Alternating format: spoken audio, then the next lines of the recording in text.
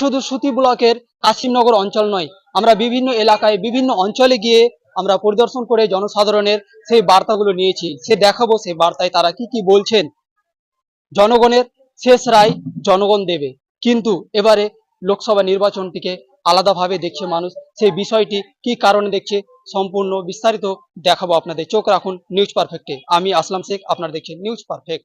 মেদিনীপুর লোকসভা কেন্দ্রের জোট প্রার্থী অর্থাৎ বকুল হোসেন চমক দিতে চলেছে।